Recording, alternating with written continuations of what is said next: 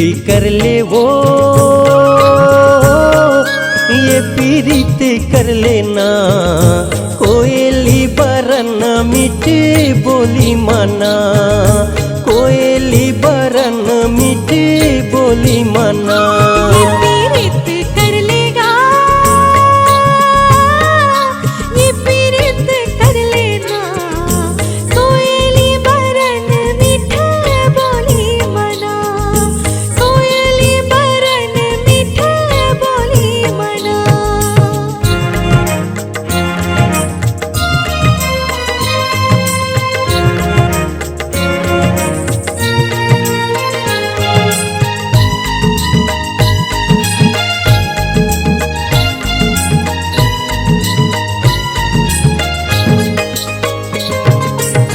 घनघोरे बादर हाया कास मासा बागे, तोला देखे बर मोर जीवरा मोहागे। चिरई के चिरगियु बोली मन लालू भाई,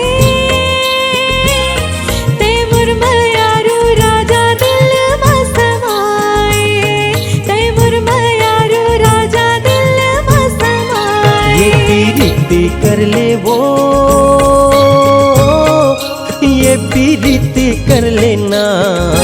कोयली बरन मीठी बोली माना, कोयली बरन मीठी बोली माना। ये पीरित कर लेगा,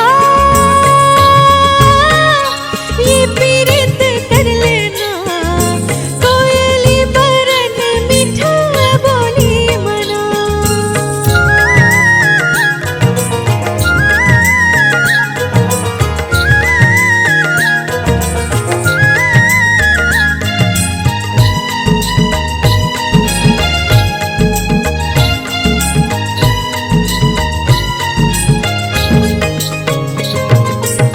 मोंगरा के फूल सही महर महर महके,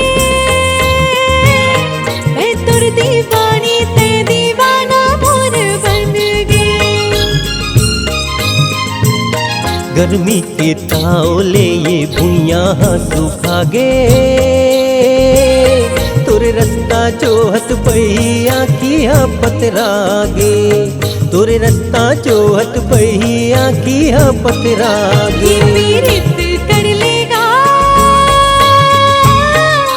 ये पीरित कर लेना।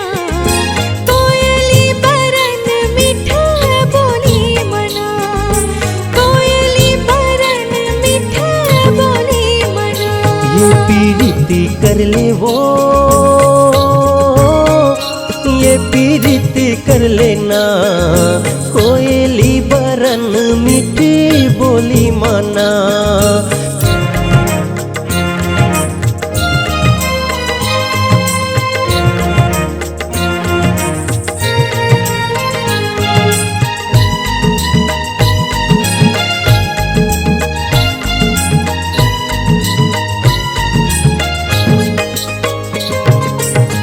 आगे फागुन महीना मौरे हबे आमा, चंदा सूरज जैसे उबो हम आगास माँ। काशी के फुलगा चांदी कस चम चम चमके, मन के मंदिर माते दिया जैसे दमके, मन के मंदिर माते दिया जैसे दमके। ये पीरिति कर ले वो,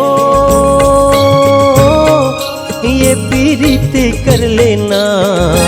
कोयली बरन मीठी बोली माना, कोयली बरन मीठी बोली माना। ये पीरित कर लेगा,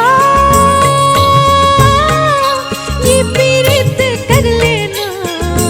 कोयली बरन मीठा बोली मना, कोयली बरन